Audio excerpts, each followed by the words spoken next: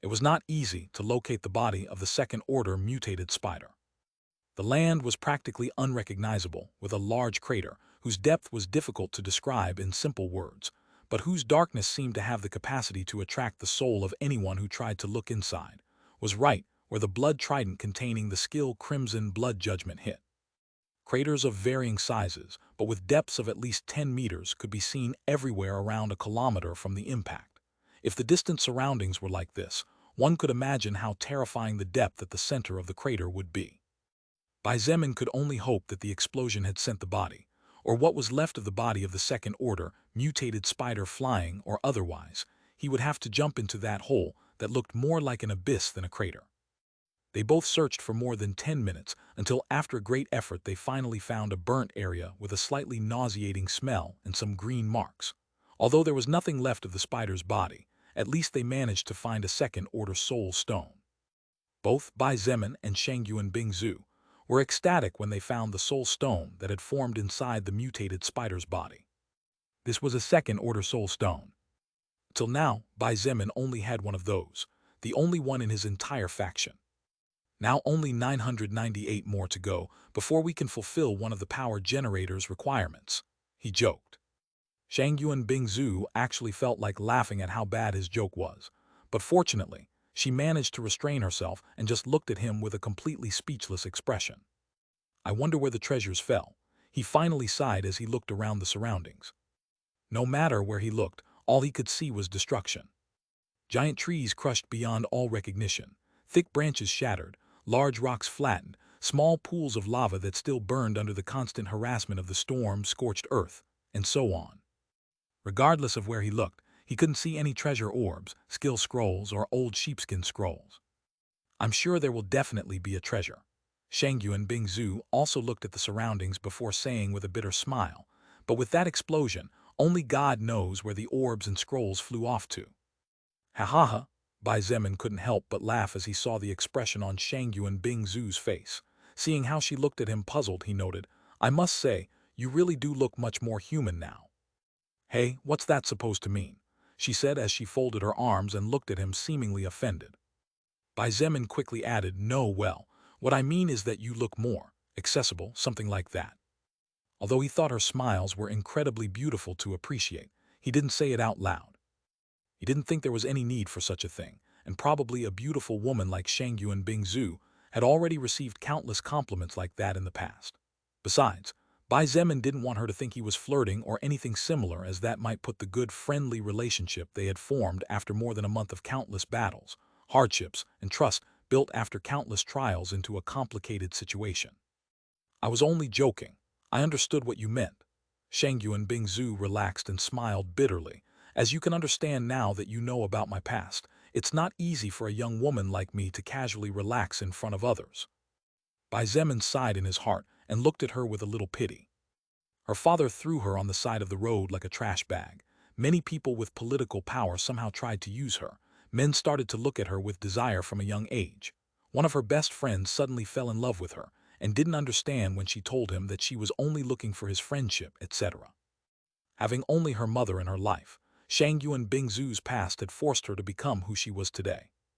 Not wishing to dwell on past issues that could only bring pain, Bai Zemin quickly thought of something and calmly said, by the way, I don't know about you, but I don't plan to leave behind valuable treasures. Shangyuan Bingzu looked at him gratefully as she naturally understood what he wanted to do. She pointed out, well, I don't have any intention of leaving anything here as well. Since that's so, how about you search on the right rise and I'll go on the left? Bai Zemin proposed after deep contemplation. Hearing this, Shangyuan Bingzu stared at him with deep eyes and said nothing for a long time. What's wrong? He asked dumbfounded. Had he said something wrong? Why was she looking at him like that? Bai Zemin was really at a loss about this. She finally sighed and said in a soft voice, how about you look left and I'll go right? After saying that, she stared at him to see his reaction, and just as she expected, Bai Zemin's expression changed slightly. In the end, Shangyuan Bingzu did not give him time to say anything and silently walked to the left. Bai Zemin stared at her slender back until she disappeared further into the darkness. For a moment he thought he saw a faint smile on her face, but then shook his head as he rushed to the left. Countless raindrops fell on his face, and on his body covered by his rank 2 armor drenching him completely wet. "I bet I look like a wet rat right now," he muttered to himself as he imagined what he would look like with his hair stuck to his head and completely flattened. ////. After a couple of seconds, Bai Zemin arrived in the vicinity of the ground on which the 3 second-order beasts were fighting just before he launched Crimson Blood Judgment 500 meters away and destroyed everything in its path. Because the area of effect of the shockwave and the fire sphere had destroyed everything, this area was also completely unrecognizable. If not for the unstable mana and the slight traces of active skills remaining in the atmosphere, Bai Zemin might not have recognized the area even if he wanted to. However, when he arrived there, encountered a scene he never expected to see even in his wildest dreams. Damn it, he couldn't help but curse under his breath as he walked towards the place more on the edge of the destruction. The area where whatever it was that the white tiger and the giant ape were fighting over was located, and what probably also attracted the attention of the second-order mutated spider. Of course, whatever it was that was there had already been completely destroyed, and not even a trace of its existence remained. However, that didn't mean that there wasn't anything in it. What the hell is this thing? Bai Zemin was dumbfounded as he looked at the material in front of him. Because in the past this area was covered by earth, this object was not visible from the outside. However, now that the area had been swept from left to right by the aftermath of Bai Zemin's attack, the earth had been destroyed, and a large crater big enough to reveal what was previously hidden had been formed. Swoosh! An unnatural breeze hit Bai Zemin's face, but just as his expression turned serious and he was about to launch his attack, that unmistakable scent of sweet, fresh roses flooded his senses all at once, and his body automatically relaxed as if by reflex. "Hey Lilith, do you know what this is?" he asked curiously as he looked at the strange material in front of him. Even though he already had a rough idea, Bai Zemin didn't dare to casually touch something he wasn't sure about. Who knows if a powerful monster would actually come out of there, or worse yet, maybe he would end up activating something like a natural bomb strong enough to blow his little body into a million pieces. Better safe than sorry. Fortunately for him, next to him was an extremely powerful being who, despite being young, had a lot of knowledge about the universe and the earth in general.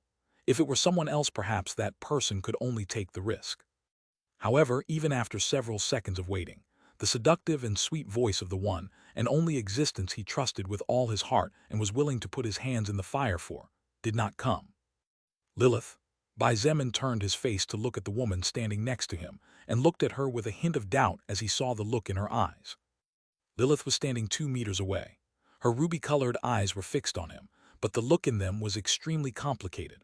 There was surprise, doubt, uncertainty, and many other emotions that alone had the capacity to make one's heart tremble, not to mention now that they were joined. However, the most notable emotion would be the worry that practically seemed to overflow from her eyes. Her always sharp eyebrows had curved slightly, and the normally playful shape of her eyes was slightly decayed, just like a crescent moon, but completely opposite from that crescent moon that automatically formed when a person was very happy. "You?" Lilith looked at him and seemed to want to say something but hesitated. After a moment, she finally could only utter a few words. "You are growing up too fast." Bai Zemin looked at her for a few seconds and blinked as a bitter smile formed on his face. "Don't even tell me. Look, even the soul record and earth had to devise countermeasures for me." After those words, he stretched one of his hands forward, and with his gaze urged Lilith to take it. Lilith looked at his hand for a second before extending her delicate arm forward and letting Bai Zemin take her small hand gently. Immediately after, she could see the records engraved in his soul that he allowed. What Bai Zemin showed her was his newly acquired title. "Irregular," she mumbled softly, and her gentle voice was like a tender whisper amidst the crackling of lightning and the dripping sound of rain falling from the clouds. Lilith looked at him with extremely complicated eyes to the point where Bai Zemin couldn't understand and said with mixed feelings, "Really? You are an irregularity." Bai Zemin did not understand why she was acting like this. Although his title was indeed shocking, wasn't it a good thing to some extent? After all, the more irregular he was, then the more the odds of him being able to help Lilith in whatever it was she needed from him. "Lilith, is something wrong?" he asked, this time genuinely disturbed. Even though there were no existences on the current earth capable of threatening the safety of the woman in front of him, the complicated look in that beautiful pair of ruby eyes exposed just how heavy her heart felt.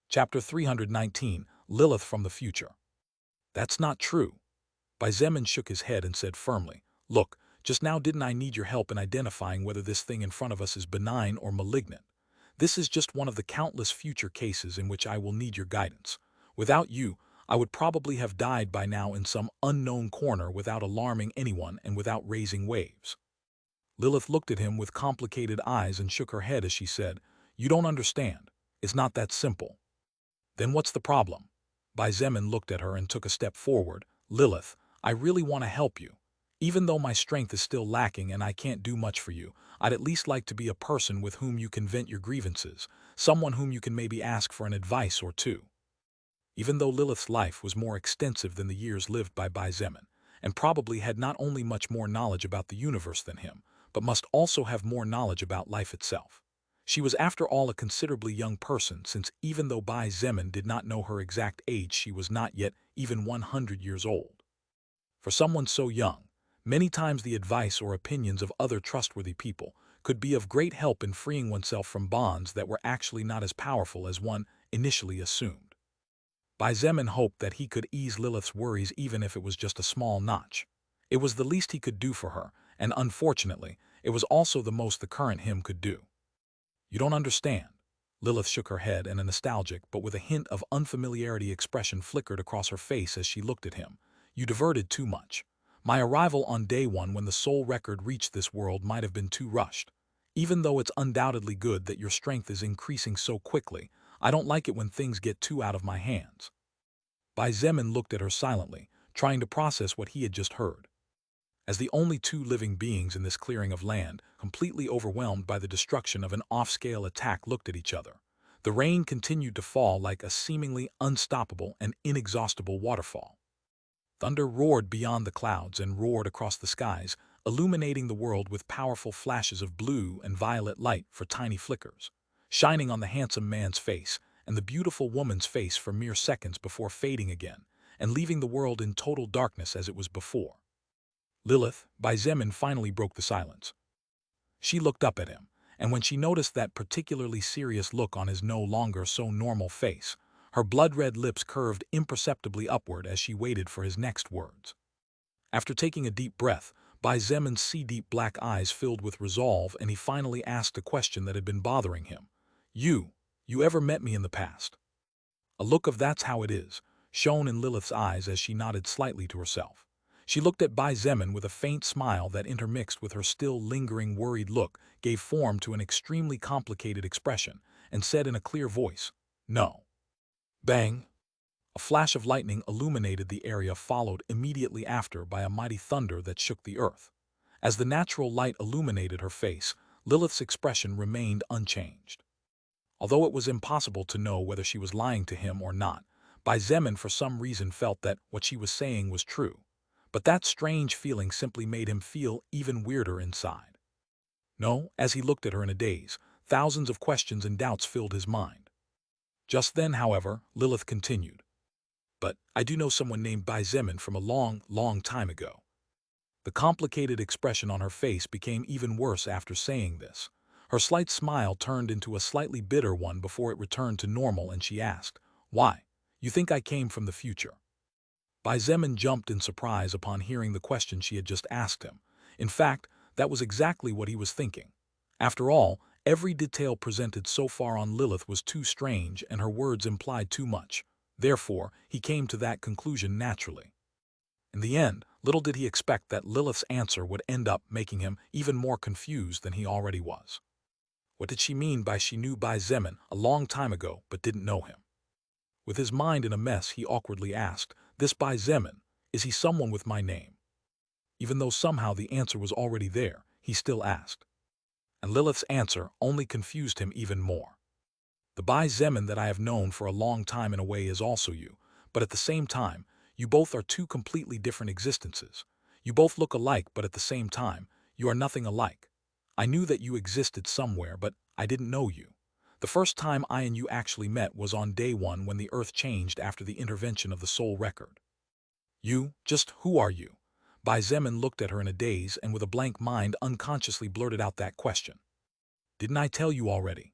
Lilith suddenly smiled sweetly and said as if it was obvious, I am called Lilith, a sixth-order existence belonging to the faction led by the eighth-order existence called Lucifer, the demonic army. I am also a holder of 2 firmament fragments, and my current race could be considered a succubus among the demon faction. Bai Zemin sighed when he heard this and slowly closed his eyes, allowing the pristine water to hit his face uncontrollably. It was too obvious to him that she would no longer say anything regardless of how much he inquired, and he did not wish to inconvenience her any further either. However, it was not as if he had gotten nothing out of this conversation. At least he managed to learn that Lilith had known about his existence for a long time, but that they definitely did not know each other before she appeared in front of him when the apocalypse broke out. This completely left out the theory of her coming from the future, but while it cleared up one doubt, it left much more hanging. Besides, another thing he managed to silently pick up on was that, perhaps, Lilith's race was not always a succubus. They were small details, almost useless, and if one didn't pay attention to them they could easily be overlooked. But since Bai Zemin really appreciated Lilith a lot and really wanted to help her in any way possible, those small details could not slip through his fingers and get lost. Seeing him open his eyes once again and noticing how his mind finally stabilized, Lilith encouraged him a little by saying, You don't need to overthink it. At your current growth rate, it won't take much more than a couple of years for you to know the answers to most of the questions you have today. Bai Zemin chuckled and said in a joking tone, I will probably have more doubts by that time than I do today though. As for whether I get answers to those questions by then, only destiny will tell. Lilith shrugged with a smile. Although the conversation she had with Bai Zemin was not relaxing, and the topic they discussed was extremely serious and important, most of her worries were also swept away. While Lilith did not know what was going to happen tomorrow, in the past she at least had a rough idea of the course things might take. However, the young man in front of her was an anomaly beyond what she originally estimated, and every possible scenario was being destroyed one after another. But even if that was so, even if she didn't particularly like nor was she a fan of not having some control over what was or was about to happen around her, at least she knew she didn't have to worry so much about the young man in front of her. The faster Bai Zemin grew up, the faster she could finish her reason for coming to this place. Besides, to begin with, the faster he grew up, the less chance there would be of disasters that no one wanted to see. Therefore, her only latent concern was one. Just remember not to underestimate your enemies, she advised gently. In the future, you will definitely meet countless existences that pretend to be weak, but in reality hide terrific power. Not only humans, but there are also many races in the universe that are extremely treacherous. Bai Zemin gave a thumbs up and assured her, You don't need to tell it to me. I've already been bitten once. I definitely won't easily trust others, let alone underestimate someone. No one capable of advancing through the ranks of evolution was simple. Even the weakest were monsters who had slaughtered countless lives and forged their own paths with the bones of their enemies while bathing in the blood of the slain. Someone who had managed to survive for an unknown amount of time until he encountered them definitely could not be someone simple, because to get there, that existence would definitely have to undergo countless tribulations just like Bai Zemin himself. Only an extremely arrogant idiot would ignore such beings and underestimate them. Bai Zemin had read dozens of stories in which powerful characters were stupidly killed for overconfidence in themselves. As long as you're firmly clear on that, then it's fine. Lilith sighed and shook her head before changing the conversation. By the way, what were you going to ask me earlier? Was it about this mental one? Ah, right. Bai Zemin quickly recalled the matter in question and turned his gaze to the ground in front of him. Buried in the center of a crater, there was a pile of an amethyst-colored object that under the glare of lightning glowed with a faint metallic light. The pile was enough to forge several pieces of equipment, and each metal fragment was the size of a grown man's fist. However, the problem was that this object that seemed to be an unknown metal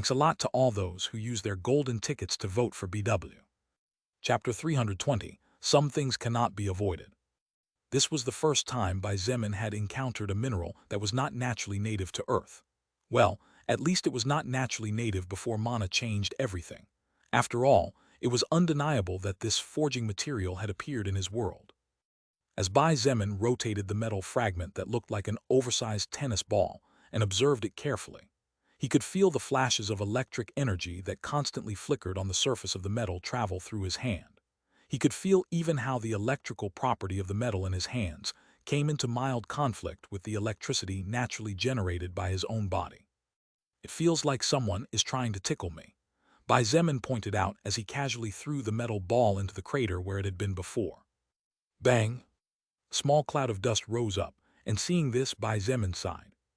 Because the leather bag he had tied around his waist was a leather bag made from the hide of a normal pre-apocalypse animal that he casually took from a store, it was naturally impossible for something of such quality to hold not only the weight of all the metal called lapyadite, but it also had to be tough and good enough to withstand the endless amount of electric energy that constantly flickered on the metal. But I wonder why this thing was here. Bai Zemin put a hand to his chin and rubbed gently as he thought aloud. Was this what attracted those second-order beasts? No, it wasn't the metal itself. Lilith next to him shook her head and replied, "These types of ores that grow underground have a high probability of causing a normal plant to mutate thanks to the electric energy it contains, turning the plant into an electric-type plant that, when consumed, grants the consumer some resistance to lightning-type elemental attacks." Bai Zemin looked at her and was speechless. His heart began to bleed when he realized that he himself ended up completely crushing such a good natural treasure. Just give up. What's done is done and can't be undone. Lilith shrugged and then pointed out, as long as you come across an elemental mutated plant that grants some resistance against some element, remember that it is very possible that underneath or nearby there is a metal or some other valuable gem. There's no point in lamenting over spilled milk. He exhaled the heavy air in his lungs and lightened his mood. While he did end up losing a valuable natural treasure, at least he ended up learning something valuable in return. Besides, it wasn't as if he didn't get anything either, since he at least obtained quite a few lapyadite fragments. This alone was good enough. Aside from this, Bai Zemin knew that it was not good to be greedy, since that greed could be one of the reasons for his downfall someday. If he hadn't launched Crimson Blood Judgment, he definitely wouldn't have been able to fight against those second-order beasts. Bai Zemin was not arrogant enough to think that, at his previous level, he would have the strength to fight 3 second-order beings face to face. It could be said that the lightning elemental plant was sacrificed in exchange for some second-order materials, a poison-type second-order soul stone, various treasures, a huge amount of soul power, and more. No matter how one looked at it, the gains outweighed the loss countless times. Since he did not have the strength to obtain everything without losing anything along the way, then he naturally had to be willing to suffer certain losses. It was just a matter of trying to lose as little as possible, and the less important what was left behind, the better. After clearing his mood, Bai Zemin began to search the surroundings carefully. He basically left no hole unexplored and no healthy rock unturned. He searched through the broken branches and shattered tree fragments carefully in search of some treasure left behind by the second-order mutated spider, and after about 10 minutes he finally managed to find something. It was a skill scroll. Suffocating Toxin, First-Order Active Skill, Level 3. Needs to consume 20 mana points to activate. The user must have a magic stat higher than 60 points to use. When activating this skill, the user releases a toxin that is colorless and odorless to most humans. After being affected by the toxin, those involved will fall unconscious and lose the ability to move for 2 hours. The power of the effect depends on the difference in the magic stat of the user and the enemy. It has a cooldown of 8 hours. This skill is good to capture enemies alive. Bai Zemin silently reasoned, and without saying a single word put the greenish scroll away in his bag. He didn't even need to think about it a second time. The owner of this skill was sealed in stone from the moment it appeared. Boom! Just as Bai Zemin finished storing the skill scroll in his bag, a distant explosion broke out amidst the loud noise of the storm that was lashing. Probably the entire district and maybe even all of Beijing reached his ears. His face changed immediately, and without hesitation, he dashed towards the source of the sound. Straight to the left of the forest. His body turned into a shadow, and taking advantage of the light of a momentary flash of lightning, Bai Zemin activated Shadow Blink and blinked right into the shadow of a huge shattered tree 50 meters ahead. Then, he continued running at full speed. Swoosh! Lilith's body swooshed gently, and in the next instant, she seemed to have melted into thin air as there was no trace of her anywhere. ////. About 2 or 3 kilometers away from where Bai Zemin was conducting his search, Shangyuan Bingzhu was also doing exactly the same. As she held her frozen winter sword with her right hand, firmly gripping the hilt while cautiously and carefully looking at her surroundings, Shangyuan Bingzhu sighed in her heart. Her armor was soaked. The light clothing she wore below it had also gotten wet as raindrops seeped through tiny slits around her neck and the joints of her limbs. Her hair was soaked, and when a strong breeze of icy wind hit it would be stuck to her face, making her very uncomfortable, etc. Water had even slipped inside her combat boots. I really should have stayed in bed instead of coming to this dark forest packed with monsters and disgusting insects. She mumbled to herself as she used her blue eyes to scan the surroundings for any treasure orbs, skill scrolls, or antique sheepskin scrolls. However, even though she knew that right now she might as well be enjoying a queen-sized bed with silk sheets and luxurious comfort inside a safe and warm mansion instead of being in this situation, she was actually aware deep in her heart that if time were to turn back, and she was given the option to choose an option knowing where her decision would lead, Shangyuan Bingzhu would undoubtedly choose to come back here. Because regardless of how cold her body was, regardless of how cold the frozen drops of water that fell relentlessly on her head felt, and regardless of how dangerous the area she found herself in amidst seemingly endless darkness, this night was one that she valued now and would probably value greatly for the rest of her life. Her pink lips, slightly pale from the cold, curved upward slightly, as her mind drifted to everything that had happened in her life in the short span of 3 or 4 hours. Friends, she muttered as if satisfied with something. To many, a friend might not be a big deal. For many, it was just a matter of going out to the corner, striking up a friendly conversation with a stranger, and maybe that very day they could have a new friendship. However, for Shangyuan Bingzhu, friendship was a very difficult concept to obtain. Over the years, the word friendship had gradually lost its value, and friends were no longer as valuable as they once were. How many of those who claimed to be our friends were really our friends? How many of them would really be willing to risk their lives for us? And what about you? Would you be willing to risk your own safety for those you assume are your friends? These were questions Shangyuan Bingzhu always asked herself when it came to making a friendship, because she was willing to risk her life for those who managed to find a place in her frozen heart in the coldness of the world in which she grew up. Today, in the middle of a cold and stormy night, she made a friend. Her third real friend, number 3 in almost 24 years of life. For many this might be an extremely small number, but for her, it was an extremely important number. Shangyuan Bingzhu had a few other people who were somehow close to her, such as Gao Min, Li Na, etc. However, considering someone an acquaintance was completely different from considering them a friend. And she was completely sure that those 3 friends of hers would definitely be willing to risk their lives for her safety. She might have only 3 friends, But those three were priceless and countless times more valuable than those who had dozens of friends, but in reality were all fake. At least, this was the way Shangyu and Bingzu liked to think. A month ago we were like a pair of dogs and cats who barely got along for the sake of coexistence. Who would have thought? Shangyu and Bingzu chuckled at such thoughts. However, after a deeper thought, she felt that it was actually not so weird for her and him to get close so quickly and strike up a very good friendly relationship in such a short time. Remembering the cold and indifferent look Bai Zemin gave her the first time the two of them exchanged glances, only now she realized that somehow the two of them were so much alike that it was natural to end up getting closer automatically.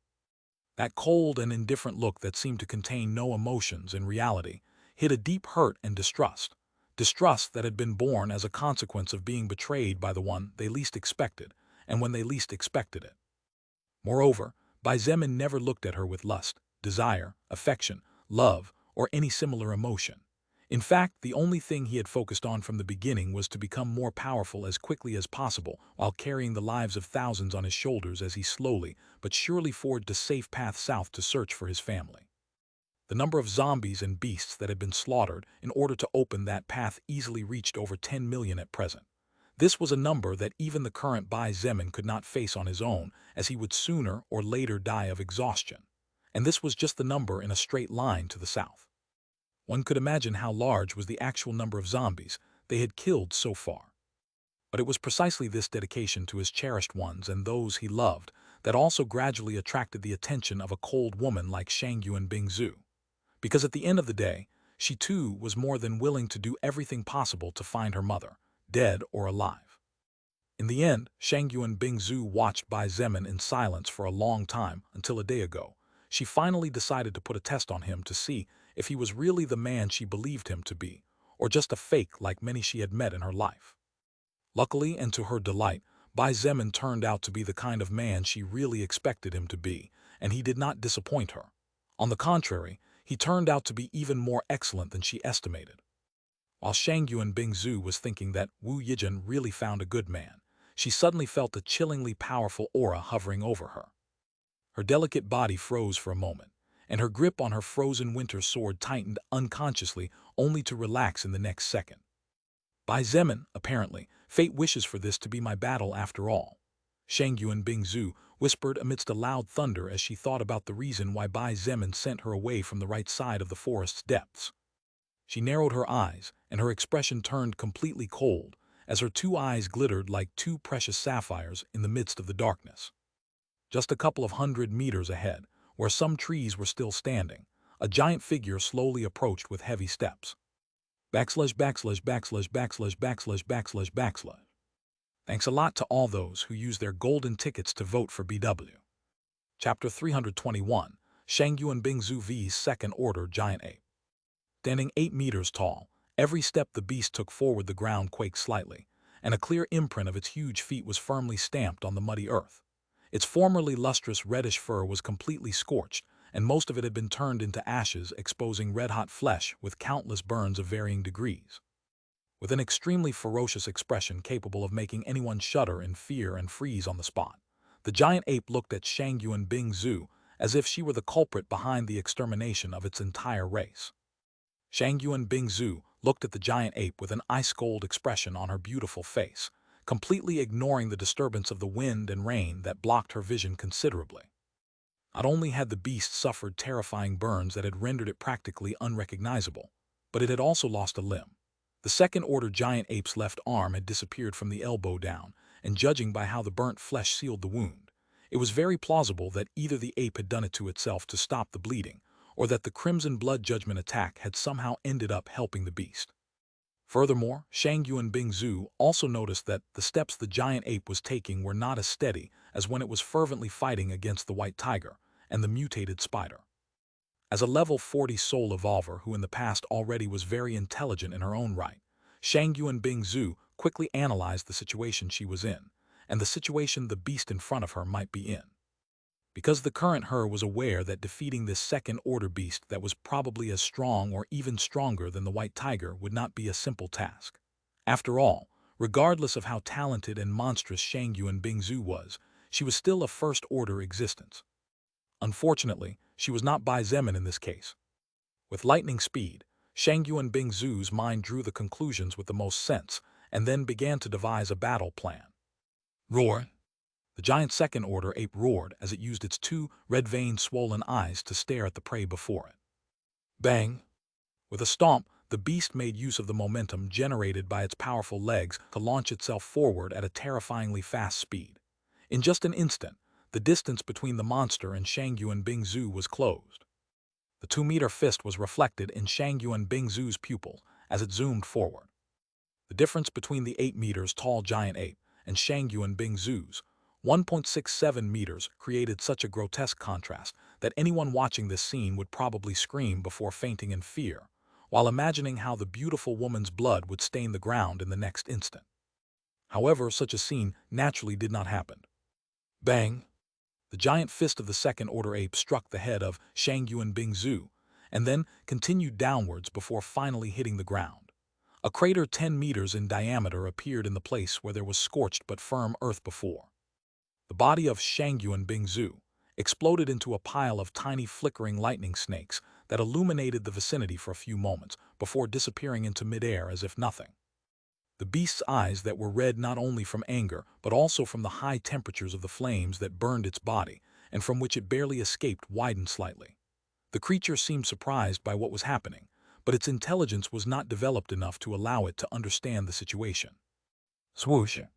The giant ape quickly turned its body when it felt the fluctuation of mana behind it, but was already too late. In the next instant, an arrow of ice shot out from the top of its shoulder. A bloody wound approximately 50 centimeters long and 5 centimeters deep appeared just above the ape's right shoulder. 20 meters away, Shangyuan Bingzu looked at the wound practically insignificant compared to the beast's overall size, but her expression remained as cold as ice, and her eyes filled with an unwavering battle will. On her slender but curvaceous body, tiny blue flashes flickered steadily around her deep blue armor. This was the first time Shangyuan Bingzu activated her recently acquired second-order level 5 lightning movement skill, and was naturally surprised by the terrifying boost her movement speed received. At this moment, Shangyuan Bingzu had activated 2 skills. One of them was naturally lightning movement. The other was another movement skill, one that she had had for several weeks now, and the skill that allowed her to prevent the second-order archaic bear from escaping back then when Bai Zemin momentarily stalled due to exhaustion. The name of the skill was Frozen Slide, and it increased her agility by 30 points when she moved on ice. Usually, Shangyuan Bingzu did not use it because the skill needed her to consume too much mana to make ice platforms. However, with a storm as large as this one, Shangyuan Bingzu's mana consumption was practically negligible. Frost Rebuff. Her cold voice rang out amidst the lightning, and the frozen winter sword in her right hand shivered for a moment before a faint azure glow appeared on the blade of the weapon. Raindrops falling on the sword or nearby froze into small ice cubes, before falling onto the ground with light tinkles at the same time, as a light mist of frost was released from the blade of the sword. Frost Rebuff, First Order Active Skill, Level 5. Increases the speed of your slashes and the strength behind your attacks depending on the amount of mana and magic of the user. Wounds inflicted during the active effect of Frost Rebuff cannot be regenerated. The effect works against creatures up to 50 levels above the user and can be applied on sharp weapons. It consumes 60 mana points to activate for 20 minutes and has a cooldown time of 2 hours. Roar! The giant ape roared again and completely ignored the wound that had been inflicted on it. In fact, the beast did not even feel Shangyuan Bingzu's cut, as the amount of pain and damage was negligible compared to what the ape experienced after receiving the heavy aftereffects of Bai Zemin's Crimson Blood Judgment attack. After roaring, the beast charged forward again like a cannonball. In its enraged eyes, there was only one image, the woman before it. It only wanted to vent the anger it felt, and the beast could still remember how the soul power of the human before its eyes was very close to the user whose soul power caused all its pain. Shangyuan Bingzu hastily backed away and waved her sword backward, while silently activating the rune of her Ice Maker skill. Swoosh, swoosh, swoosh. Over 20 ice swords formed from the storm, and then flew at full speed towards the giant ape. The beast simply shook its right fist fiercely, and a powerful air bullet shot forward to meet the incoming attack. Bang, bang, bang, bang, bang, bang. Half of the ice swords were crushed with ease, and only about 10 of them managed to continue forward,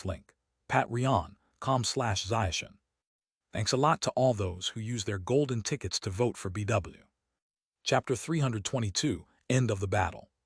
As Shang Yuan Bingzu's eyes gleamed unnaturally with a light that obviously did not belong to a human, a strange aura was released from her body and focused mainly on her gaze. When the second order giant ape's exhausted but enraged gaze met her blue eyes, its eyes momentarily lost their shine, and its movement stalled in mid-motion. Shangyuan Bingzu sighed in relief in her heart, but her movements did not even falter for a thousandth of a second, because, when she noted that the ape's fist stopped just over half a meter away from her head, she jumped high into the sky and turned her body swiftly. Her feet gently touched the top of the ape's fist, and with explosive speed, she launched herself upward using the length of the beast's arm to reach the summit in just 1 second. It was just after that second that the eyes of the giant second-order ape regained their light, and it emerged from the enchanted effect of Shangyuan Bingzu's second-order charming eye skill. However, by then it was already too late. Shangyuan Bingzu raised her frozen winter sword high and focused the full power of her frozen rebuff skill on the blade. Then, she slashed downward at lightning speed. Slash! The ape's red eyes flinched slightly, and Shangyuan Bingzu's blue eyes flashed coldly as she leapt backward in a hurry, stopping just over 20 meters away from the giant ape as she looked into its eyes with an icy expression. A thin red line appeared on the top of the giant ape's right arm, just above the shoulder. Slowly, the thin red line grew larger and larger until it finally reached the lower part of the shoulder, just below the beast's armpit, and that's when the unthinkable happened. Splash! A huge spurt of blood spurted everywhere, and the giant ape's right arm fell heavily to the ground, causing a considerably large explosion. Roar! The beast roared skyward with its eyes wide open as it swung its upper body to the left and to the right, trying to use its left arm to cover the fatal wound that had just been inflicted on it. Unfortunately, its left arm had long since been sent flying by Bai Zemin's earlier attack. As hot red blood flew everywhere from inside the giant ape's body, Shangyuan Bingzu pointed forward with her sword and leaned slightly to the front, preparing for a new attack. If it were in normal times, she would undoubtedly not have enough strength to inflict a wound of such magnitude on a high-level second-order monster like the one before her. However, all the conditions she needed to accomplish such a thing had come together in the same place with perfection. A strong storm, strong winds that caused the temperature to drop. This made Shangyuan Bingzu's elemental ice-like attacks at least 3 times stronger than normal, and at the same time the mana consumption was reduced by 70%. The giant ape had been severely injured and weakened by the monstrous attack launched by Bai Zemin previously, which not only caused the beast's speed and power to decline terribly, but also caused its attacks to be messy and easy to predict. Thanks to this, Shangyuan Bingzu was able to continue fighting with her long-term fighting style. Everything had worked out perfectly as if fate itself had willed it, as if the universe had placed all the necessary conditions in front of her waiting for her to reap the benefits.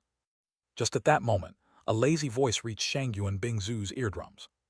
And here I was, thinking that you might be in trouble. She was not surprised at all, and a faint smile automatically formed on her face as she calmly replied without looking back. As you can see, I am still quite strong. And the parts I am still lacking in, I can complement them by using my intelligence. This person who had just arrived was naturally Bai Zemin, who only took a few seconds to reach the scene after the giant ape's arm fell to the ground, and its roar spread far and wide amidst the thunder and lightning. With his top speed now exceeding 700 kilometers per hour after absorbing a large amount of soul power, a few kilometers meant nothing to him. Of course, as his movement speed increased, so did his stamina consumption, which meant that the time he could run at such a speed was only about 18 minutes at most. Seeing that Bai Zemin said nothing, Shangyuan Bingzu began to slowly approach toward the giant ape as she said calmly, "You tried to get me away from the place where this beast might be, didn't you?" Yeah, Bai Zemin didn't hide it. There was no point in doing so since he was aware that she had realized his intention when he asked her to explore the left of the forest while he explored the right. Since the battlefield of the 3 second-order beasts had been the right side, Bai Zemin naturally estimated that the giant ape should still be around that area. Therefore, to prevent Shangyuan Bingzu from suffering unforeseen injuries, he sent her to the left. Being as smart as she was, Shangyuan Bingzu naturally realized it back then. However, she said nothing and did not reject his goodwill. Although she was not comfortable with being treated like a weak lady, she also could not deny that she silently appreciated the care with which he treated her. Unfortunately or not, not everything goes as one would expect in most cases, and this case was no exception. Not only was the giant ape not on the right side in the depths of the forest, but it had also managed to silently move away and sneak in through the left side, taking Shangyuan Bingzu by surprise. "I will kill it myself. I need to do it to evolve my skill," she declared before dashing forward in a whirlwind of icy wind. Shangyuan Bingzu was moving very fast, but in the eyes of Bai Zemin, whose agility had already surpassed 700 points, was no big deal. Therefore, he could see her movements and those of the exhausted giant ape clearly. The giant ape roared once again. Only this time its roar was not only of anger but also of pain and a tinge of fear. It was just that the thought of fleeing never crossed the beast's mind, as it instead raised its foot high and then kicked towards Shangyuan Bingzu fiercely. Shangyuan Bingzu snorted and gently kicked a huge puddle of water under her feet. Swoosh! The water froze, and then a huge ice block over 20 meters high lifted her high into the sky in a heartbeat. Bang! The ice block was crushed like nothing when the second-order ape's kick connected. Shangyuan Bingzu began to plummet from the sky, but she did not panic at all. On the contrary, she took the power of the Earth's gravity to her advantage and slashed downward. Just then, however, the giant ape opened its mouth wide, and Shangyuan Bingzu had a bad feeling. She rescinded her attack and hurriedly shouted in a delicate voice. "Ice shield!"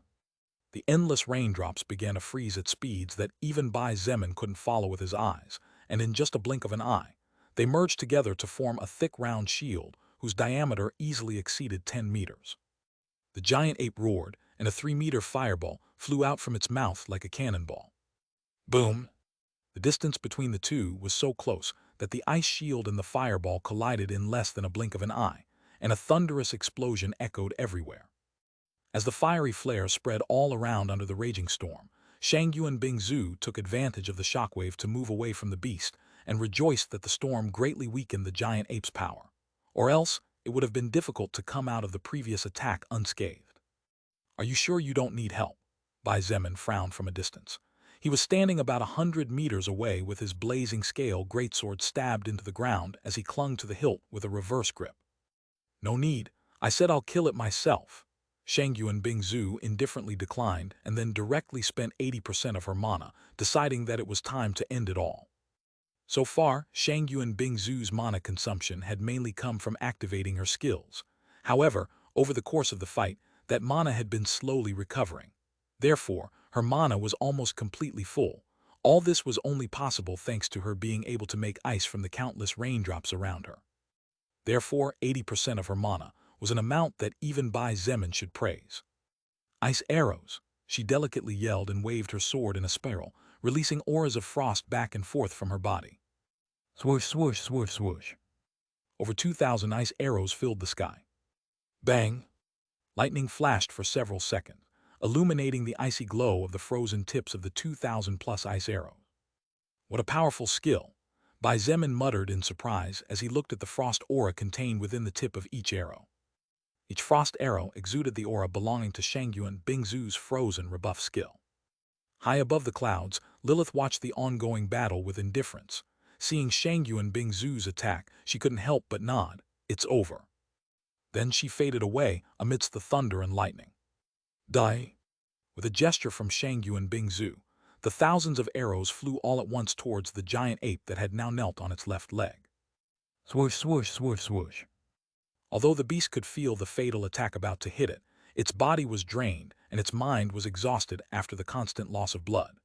Due to Shangyuan Bingzu's frozen rebuff skill, the wound where its right arm had been cut clean off was still bleeding nonstop. The giant ape made a last-ditch effort, and at the same time as its red eyes flashed viciously, it opened its mouth wide, shooting out a huge fireball in a straight line. A second later, its body was relentlessly struck by hundreds of ice arrows at the same time. The first 900 ice arrows barely managed to pierce the skin of the beast.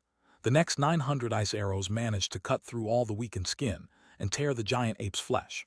The remaining more than 200 pierced the holes that plagued the beast's body, impaling it completely before it froze into a huge ice statue. However, judging by the fact that Bai Zemin had yet to receive any notification from the Soul Record, the second-order giant ape was still alive. But that was not all. Shangyuan Bingzu's eyes shivered slightly as her pupils reflected the huge fireball approaching. This was something she had not expected. She definitely did not believe that the giant ape would be able to launch an ultimate attack considering the condition it was in. Even then, her eyes flashed coldly and she snorted. Her soft waist swayed like a female snake, and the lightning on her body flickered as several ice platforms formed under her feet. Seeing this, Bai Zemin stopped his movements and relaxed his grip on the hilt of his weapon. Boom! The fireball, over 4 meters in diameter, exploded powerfully, forming a giant crater and causing several flares to fly everywhere uncontrollably. Swoosh! Like a ghost, Shangyuan Bingzu appeared in front of the frozen statue of the giant ape still kneeling on one of its legs. Blue lightning flashed on her armor and illuminated her cold face just as she stabbed her sword towards the beast's throat in a swift and fluid motion. A slight groan came from within the ice statue, and a moment later, thin strands of blood began to trickle down the surface of the pristine ice. 2 orbs filled with soul power with a somewhat similar size came out from the statue. One entered Shangyuan Bingzu's body, and the other entered Bai Zemin's body. You have received the soul power of second order explosive flame ape level 71. You have gained strength plus 60, agility plus 43, stamina plus 56, health plus 60, mana plus 20, magic plus 25. Both received the same message, only with slight differences, with Shangyuan Bingzu getting slightly more stats than Bai Zemin. In addition, she also received the following messages in her retina, as the records were engraved into her soul. You have leveled up and reached level 41. You get 2 status points to distribute freely. You have leveled up and reached level 42. You have leveled up and reached level 43. You have leveled up. You have leveled up. You have leveled up and reached level 46. You get 2 status points to distribute freely. Slowly, Shangyuan Bingzu withdrew her sword and waved it into the wind.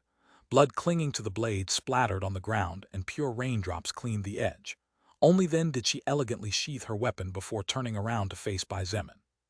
Then she did something he did not expect. With a happy and proud smile, she held up 2 fingers forming a V and said cheerfully, "You see, I can do it too if I put my mind on it." Bai Zemin didn't know whether to laugh or cry as he looked at the usually cold woman's childish attitude. In the end, he simply said what he thought was right. "Congratulations. Now we can say that in our faction there are 2 beings with the power of a second-order existence. Let's work together to avoid annihilation of our race." Although Shangyuan Bingzu had only won because the stars had basically aligned in perfection for her and her safety, it was actually not a lie to say that the current her could take on a second-order beast. After all, she had just absorbed quite a bit of soul power from a high-level beast, and added to the soul power of the archaic bear. Her overall strength had increased tremendously. Furthermore, the current Shangyuan Bingzu will probably also be able to evolve her main skill to second order. This will make her strength increase explosively, without a doubt. /////////////// Thanks a lot to all those who used their golden tickets to vote for BW.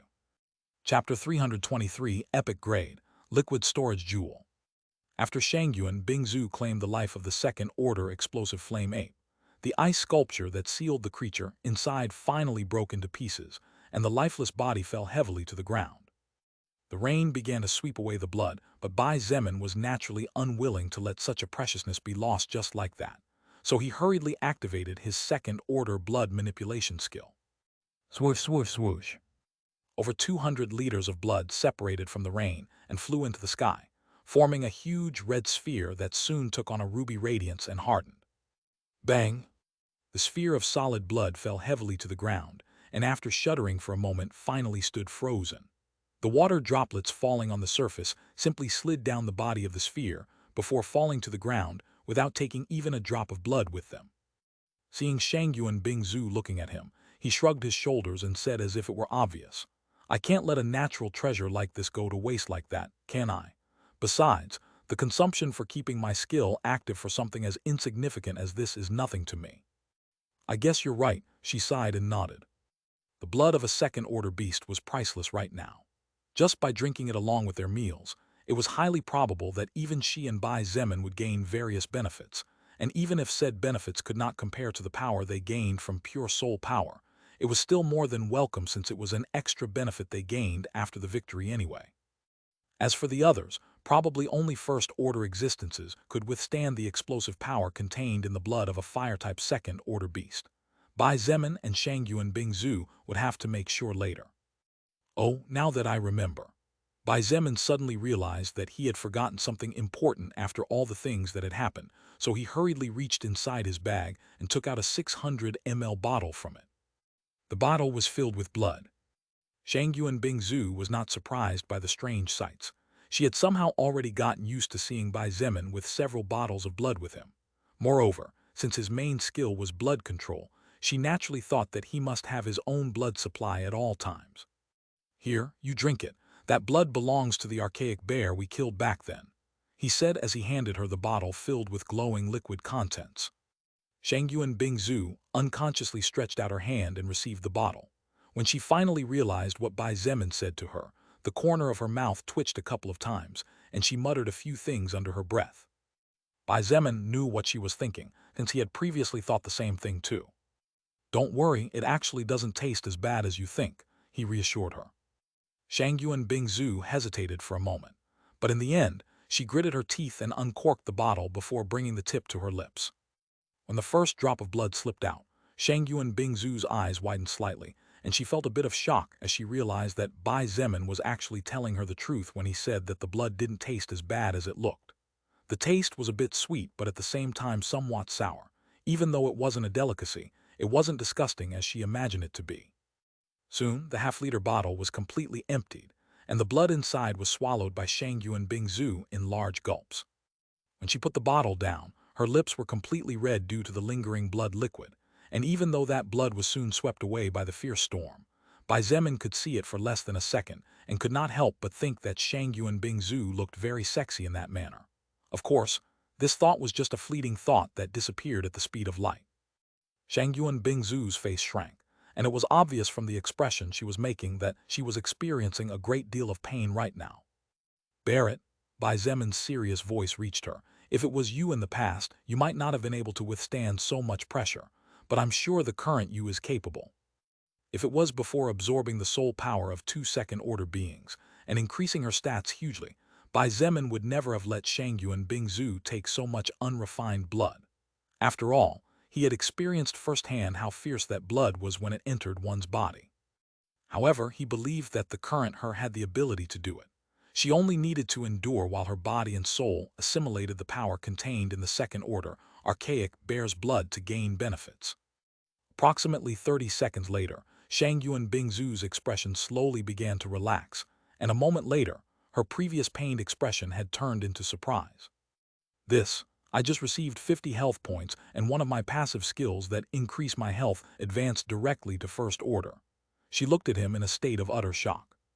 Bai Zemin was not surprised at all when he heard this. At that time, he gained 29 health points and his passive skill superhuman health advanced from first order level 1 to first order level 5. As for why he obtained less stats, it was because his soul power was higher than Shangyuan Bingzu's. "So your skill evolved just as you wanted?" he asked without waiting for her to say thank you. Bai Zemin believed that such words were useless and unnecessary, less so between two people who considered themselves friends. Shangyuan Bingzu blinked a couple of times before she snapped out of her initial surprise and quickly began to slide down her registers as she said, "Wait a moment. Evolution requirements for the First Order Ice Maker skill level 5. Kill unclassified enemies using Ice Maker, 20/20. Kill First Order enemies using Ice Maker, 3/3. First Order Soul Stone, 2/2. Kill Second Order enemies using Ice Maker, 1/1. You have fulfilled the requirements to evolve First Order Ice Maker skill. Do you wish to evolve the skill to Second Order?" Shangyuan Bingzu mentally agreed to the Soul Record's question, and the evolution process soon commenced. 2 First Order Soul Stones, and the only 2 that Shangyuan Bingzu currently possessed flew out from inside her leather bag and floated into the air. At the same time as the First Order Soul Stones exploded, and the power within them began to spin in a spiral shape, slowly forming a rainbow-colored vortex. The rune representing the Ice Maker skill within Shangyuan Bingzu's soul also lit up brightly. Bai Zemin watched as the rainbow-colored light descended from the sky and covered Shangyuan Bingzu's body, making her look like a goddess, enveloped by light in the midst of darkness. Her body slowly began to absorb the light surrounding her, and all that light was soon absorbed by her soul, slowly being directed to where the Ice Maker skill rune was located. As she absorbed the rainbow light, the rune slowly began to change. Its color became considerably brighter and purer, while a strange extra engraving appeared on the surface. "You have successfully evolved the Ice Maker skill. Ice Maker, Second Order Active Skill Level 1.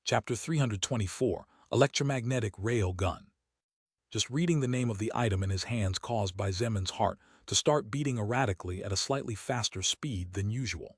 However, after he read the entire description of the item, his heart began to beat so fast that, for a moment, Bai Zemin himself was frightened. Liquid Storage Jewel Epic Grade Treasure. All stats plus 20. Storage equipment focused on preserving the purity of liquids. Can store up to 500,000 liters of any liquid substance and keep that substance in good condition. Inside the jewel, there are different separate storages, which makes it possible to keep different liquids at the same time without having to worry about mixing them. The weight of the jewel does not increase regardless of the volume of liquid. Current status: there is no liquid presently stored inside the jewel. An involuntary gasp escaped from Bai Zemin's mouth when he finally finished processing all the information from the pearl in his hands. What was the thing he had been longing for most as far as treasures were concerned? A storage ring. This had been so from the first moment he saw Lilith's storage ring during the early days of the apocalypse, when she brought out the treasures she was guarding for him and he fell unconscious back then. How could Bai Zemin not desire such a treasure? A storage ring was the same as making his life infinitely easier in every aspect. Even now he had to carry a leather bag attached to his waist or a huge mountaineering backpack on his back for 2 long trips. Such a thing was too inconvenient, and in a fatal death combat would cause all the meticulously stored items to be destroyed. However, with a space storage ring, such things were not a concern. Now, while the jewel in Bai Zemin's hands was not as valuable or as amazing as Lilith's spatial storage ring, such a thing was completely natural. After all, Lilith's spatial storage ring was a legend-grade treasure, while the liquid storage jewel was an epic-grade treasure. Even if the difference was only 1 grade away, the actual difference between those 2 grades was as great as wanting to compare mud to white clouds. Even so, Bai Zemin was incredibly happy when he learned what the treasure in his hands could do. Leaving aside the fact that the treasure itself granted a total of 120 stat points overall, the mere fact that it was able to contain liquid substances and separate them at the same time to avoid mixing problems was already incredibly valuable from Bai Zemin's point of view. As if that wasn't enough, the small jewel in his hand could hold a terrifying 500,000 liters. However, Bai Zemin's excitement soon dimmed a bit after he thought of something. I can't just accept this like this. He shook his head as he looked at Shangyuan Bingzu and sighed in his heart. Although he really wanted it and had in fact indirectly contributed to the death of the second-order giant ape, the truth was that Bai Zemin was clear that he had basically made no effort at all. After all he really did was cast a skill, and that was it. The person who actually made an effort and had a battle to the death to get this treasure was actually Shangyuan Bingzu. Shangyuan Bingzu pursed her lips upon hearing his words. She said, a little annoyed, "Even though I already knew that you would say that, I must admit that it is really annoying." Bai Zemin shrugged his shoulders and said nothing. Such was his personality and his principles. Such things were not so easy to change overnight. Seeing that he had no intention of giving in, Shangyuan Bingzu fell silent and lowered her head to think for a moment. After about a minute or two, she finally looked at him again and calmly proposed, "I know you want that treasure as you will be able to store huge amounts of blood there. So how about we do something? There is a magic grade treasure here too. Added to the 3 we found in the tiger, the sum of magic grade treasures would increase to 4. Bai Zemin's ears twitched slightly, and he listened to her carefully as he somehow liked where the conversation was going. 4 magic grade treasures, and even the treasures we must search for from the second-order mutated spider you killed earlier. Shangyuan Bingzu continued while looking at him calmly. If the mutated spider dropped an epic grade treasure, then I will have priority over that treasure before you. Otherwise, in case we don't find another epic grade treasure, and they happen to be all magic grade, you will let me pick 3 magic grade treasures first regardless of whether you have them or not. How about that? Bai Zemin contemplated Shangyuan Bingzu's proposal, but after a few seconds, the answer he came to was obvious. If Bai Zemin managed to possess the liquid storage jewel, his overall strength would take a big step forward. This was not only due to the large amount of stat points, it was mainly due to the fact that if he were to keep this treasure, he would have the ability to instantly store 500,000 liters of blood. That's right, Bai Zemin did not plan to store water or anything similar. The only thing he wanted to store in it was blood. With the jewel's ability to divide liquids, Bai Zemin would be able to separate the blood of unclassified, first order, second order, and so on. This would make his life much easier on a level never seen before. In addition, the display of power that his second-order blood manipulation skill could show off would be much far more powerful. Bai Zemin's slaughtering ability would be raised to a whole new level. Sounds good to me. Let's do as you say then. He finally nodded without much more to say. Congratulations. Shangyuan Bingzu looked at him with a slightly amused smile and joked, "You are literally a walking blood bank now." Bai Zemin forced a smile when he heard this. It really was weird. But what could he do about it? His main skill demanded it after all. Suddenly, Shangyuan Bingzu began to approach Bai Zemin slowly, which momentarily confused him. Soon, however, a glimmer of understanding shone in his heart and he walked towards her. "Look, this is the skill the ape dropped. If you want it, then just keep it. That skill does not suit the path I walk and wish to walk." Shangyuan Bingzu handed him the skill scroll without regrets. Bai Zemin took it and quickly obtained the skill information contained within the scroll. Beast Strength, Second Order Active Skill, Level 1.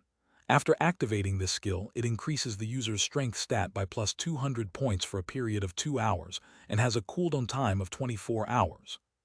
The description was incredibly simple, but enough to detail what the skill did for how long, and how often it could be used. Despite the fact that the effect was very good, Bai Zemin shook his head. "I don't want it at all. Leaving aside the fact that I currently can't learn any more active skills before reaching second order, this skill really doesn't suit me." The increase in strength was undoubtedly noticeable. However, this skill would probably be good for someone who walked the path of a barbarian, and this was not the path Bai Zemin aspired to. "Then how about giving it to Zhangde?" Shangyuan Bingzu proposed and pointed out.